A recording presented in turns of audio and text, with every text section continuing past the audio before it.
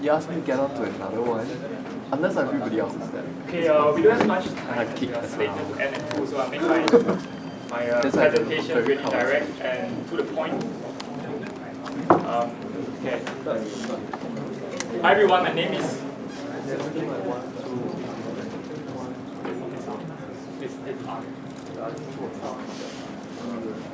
Hi everyone, my name is Pang Chung Kai, and I'm the co-founder of CanRank. So, have you ever tried learning something on the internet? So just last week I did. So what I was trying to do was to learn Photoshop. And so I do what everyone do, which is to go to Google, type my query, how to learn Photoshop. So this is what happened. Google returns me a set of links, telling me which of these links I should click to learn my tutorial.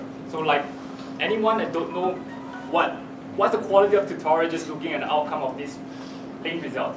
So I'll do what anyone will do, click on 5 of the links and check out what the content of the site is. So I went in one of them, linda.com, and I scroll it down to browse through the content, and still, I'm not sure whether this is a site I can learn Photoshop from, because obviously I don't know what the quality of this is. So I went through the other sites, went to the next link, Ruby Photoshop, not really, it's not quite a tutorial. And then I went to the others until I got frustrated. So this is what I do. I went to search Google again on what is a good Photoshop tutorial to learn from. And this time I changed my search query, best Photoshop tutorial. And I did this, and yet I can't quite find what I want to. Why should getting a tutorial online these days be this difficult? And here's where we come in the solution. We are CanRank, and we are a review site for online learning material. Our mission is to help first-time learners access the best online learning material utilizing user-generated reviews. So I think we have a solution for this. And if you access the CanRank homepage, and in this instance you want to learn Python, the programming language, so you do. You enter into the search bar at the top, and here's the return results.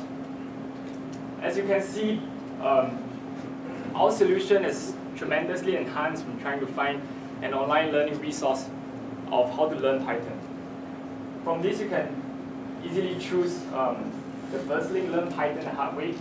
And yeah, it's much easier to decide on the tutorial to learn Python right now because of the indicator at the right. We choose an indicator. The indicator we're using is the number of views and the number of people who have voted the tutorial useful.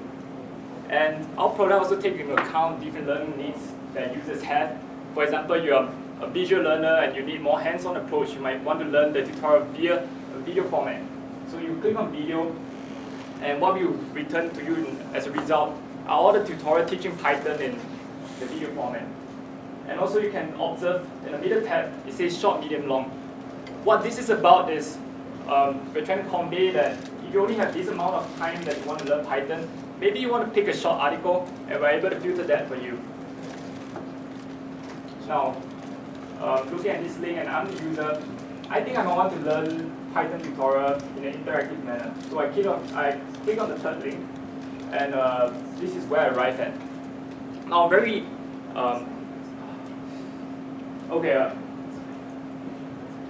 very important part about our product is how do we make users want to rate the quality of tutorial very simply. And we have enabled that by leaving a toolbar, CanRank toolbar at the top that allows the users to rate the quality of tutorial right after doing the tutorial, instead of having to go back to the CanRank website to do that. And I think this reduces a lot of friction for the users to rank the tutorials. And of course, the other important thing is to build in incentives for the users who want to do that.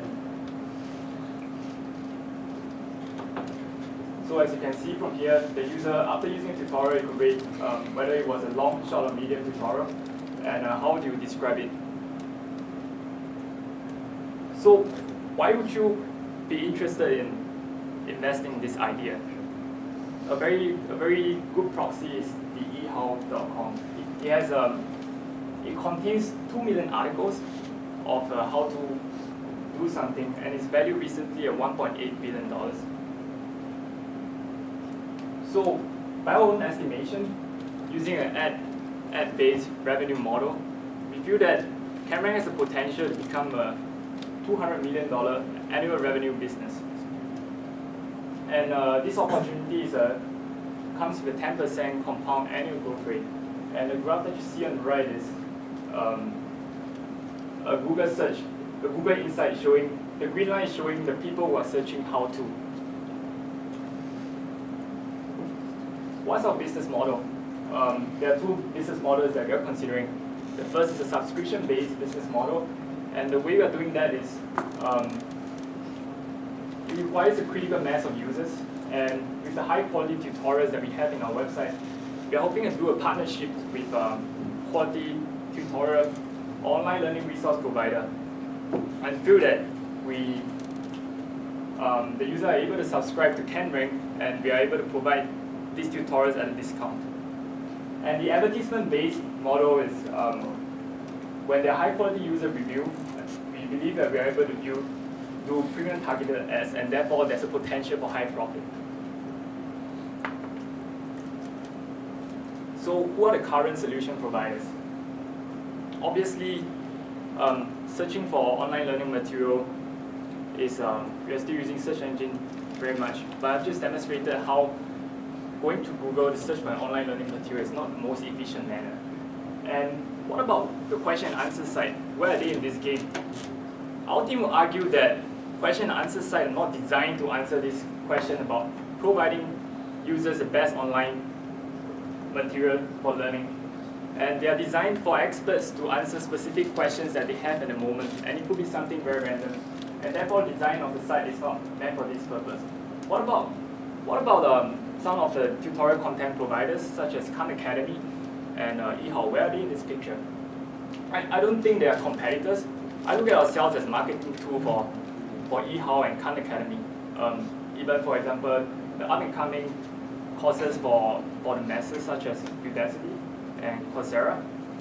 Because once users rate that they are good, this will invite more users, this will encourage more users to want to use these tutorials. Now, our product requires requires a lot of users in order for our product to work. So our user acquisition plan is critical. So there are three key factors that we are focusing on to build a user base. Number one, we are going to be very focused on two areas. One is programming, and the other is design, because we are personally more familiar with these two domain areas. Number two, we are going to make use of, we are going to do search engine optimization very much. And the way we are going to do that is to give each tutorial its own CanRank mini site. And number three, we are going to be very aggressive on email marketing at the start. And we hope that by this manner, we are going to encourage a lot of people to use CanRank. Our vision is to answer this very simple question. What is the best online learning material to learn this skill? And at CanRank, we attempt to answer this question by designing a process to harness the wisdom of the crowd for the users to best answer this question themselves. And our team is made out of 3 technical co-founders, 1 designer, and 1 business development manager. Thank you so much.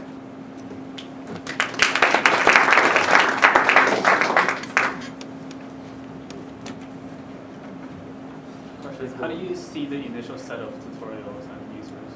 How do you get the initial set of tutorials? Do you do it by yourself?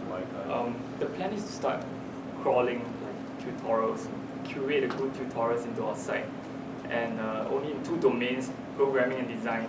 So at the start, we really need to make use of curators, and we intend to do a few soft launches. First, it'll be friends, and after that, people in the community. And I think we really need to nurture like a community of users, and that's what we think is a really good thing for this product.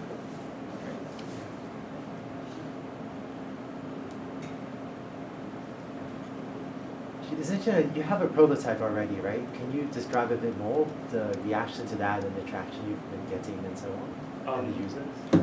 Actually, all of these are mock-up screencasts. We just came out with this idea I mean, we were doing some travel product a few months ago, and we just transformed, totally picked a new idea 2 weeks ago. So this is just a 2 weeks old idea, and we just want to check out like what you think about this idea. Today is more of a proof of concept or validation of concept for us. Right?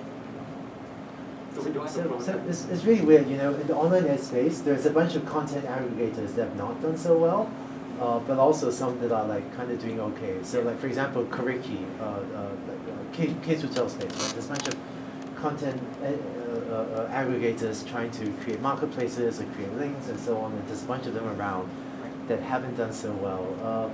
Recently, with the rise of massive online classes and so on, you know, the Class Central has been getting some traction and some amount of traffic. It's very strange. So I feel like for some things to describe, you know, Khan Academy currently is amazing for the K-12 space. I don't know people really have questions answering. You know, if I want to learn whatever, right, where they want to go, Khan is usually a high enough quality solution.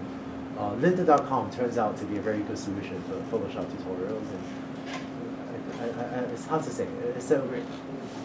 I get what you mean. It's just that as a first-time user, without knowing what's going in the design space, for example, I'm not really sure like whether Lynda.com will fulfill my Photoshop learning Photoshop needs. So that's the line of argument that we are attacking this problem. Right? Yeah, you're right. We are not entirely sure that we are going to gain user traction from this, but all our team members feel that this is a problem. We do not get the right tutorials that we need for a certain need. For example, my friend Ken, he was trying to learn how to install a solid state drive in the MacBook. And he has to go through many links before he finds the right tutorial. And we thought with ratings and reviews, maybe he could get to the right tutorial straight. Right? And I think Google is going to be a very serious competitor, right? So I think this sort of stuff is stuff that Google and Bing would love to do well on. Right. We did a checkup on SEO Boss. So it's a well-known SEO company in the Bay Area, and there's a white paper talking about how Google works.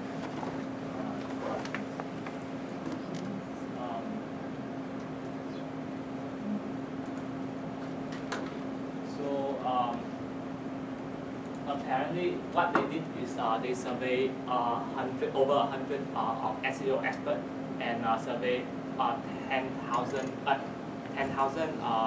keyword search on Google and other search engines. One of the key things that they found out is how is the process of selecting the links to put on the Google page is done.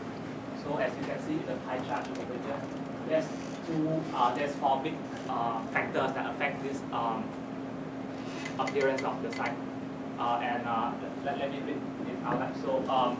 So the first 2 are actually the basic of Google. How many links that is going to this page? What's the link authority in the process? And then the second 2 foremost factor is like what is being said, what is the keyword that's said on the site. However, if you imagine about it, learning is not about keyword. Learning is not about links. For example, if a site has a lot of like social marketing content, there's a lot of links to it, but the content doesn't cater to the mind of the learner, especially the first-time learner, it is not going to be effective. Imagine you are sitting in your class and there's some very well-known professor with a lot of cited paper giving you a very solid textbook and ask you to read. Does it help your mind to learn?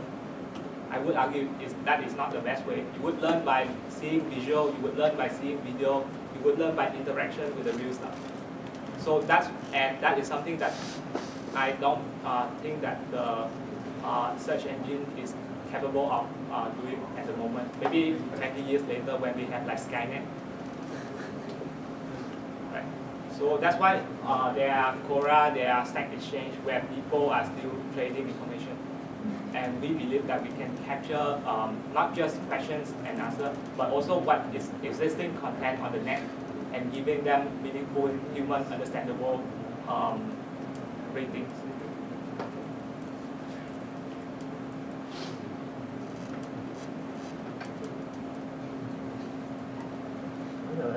Many parts of this sound promising, actually. I agree with a lot of what you're saying.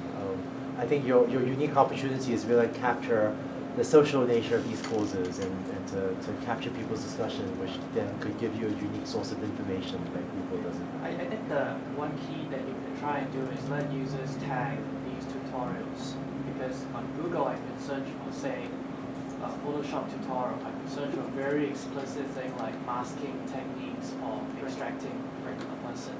And you know very well that often when you go to Google, you're trying to solve an explicit problem as well as getting a general tutorial. So what you want to do is let users see a comparison, not just of beginner type tutorials, but focusing on a specific, like I need to use Python to do something. And then if users can tag all the tutorials in that way, and now you let people search with these tags in mind, then maybe you're getting a bit one up over Google's basic search.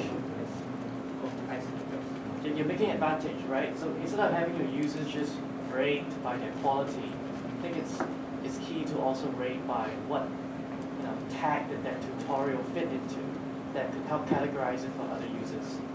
Okay. And I would also look outside of the bubble that we live in. I mean, not every learning course needs to be very technical. You don't need to teach people how to use Photoshop, how to use Python to build XYZ, or how to use X to build Y. You can look at the mainstream. Okay, you showed eHow, which is a $1.8 billion kind of market. Think about which users you can bring the most value to, right? Maybe the mainstream users, like maybe for example, how to use an oven, or how to bake a cake, for example, could be tutorials that people really like, and I think eHow has a lot more material over there, right? The frustrating thing is that when you go to eHow, I think it lacks the kind of influence. And if you're trying to build a review system, I think one key thing you really need to think about is how important is identity for your user focus. Because if you think of something like a programming course, do they believe a friend, or do they believe a professor? Do they believe some engineer in Facebook, Google, XYZ, for how to bake a cake? The identity is very important again. Do you believe, Mrs. Zuckerberg's, ad, or maybe say your own friend's ad, or maybe Martha Stewart's, recommendation as important. So you need to think about all those sort of things.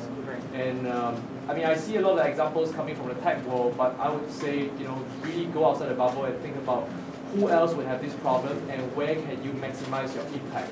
Because some of the examples you show in your competitors list, like for example Stack Exchange, means that those guys already serve some parts of the audience really well already, right? If you look at Khan Academy, I don't think people are looking to go out of Khan Academy. I don't know, you have to test the hypothesis. To go outside and look at another learning resource, right? So think deeper about which kind of user you really can bring the value of your product to. Right. So another point is I think theoretical, I think this idea is great. I think you need this idea. I think someone is going to get it right.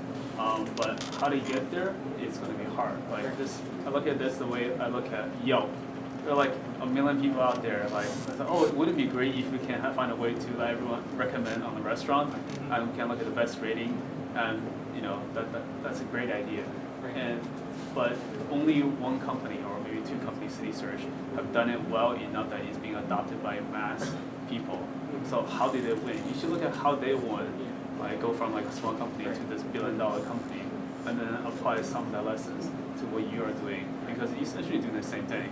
Like it's a very simple concept. We actually like to market ourselves as Yelp for tutorials, but we're not sure whether this is a good idea to do it. That's why we changed it to an online review site for online learning. Review site for online learning material. Would you think Yelp for tutorials is a good idea? There's two schools of thought about whether X for Y, makes sense to investors. I think if you have that as a backup, some people, investors tune out very easily, right? Investors are very, very ADD, so sometimes these kind of facts really do help, especially if you're going to go on angel list. Like Naval Ravikant loves X for Y kind of analogy, right?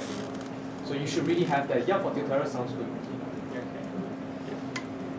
Thank you so much. Can we invite the next team?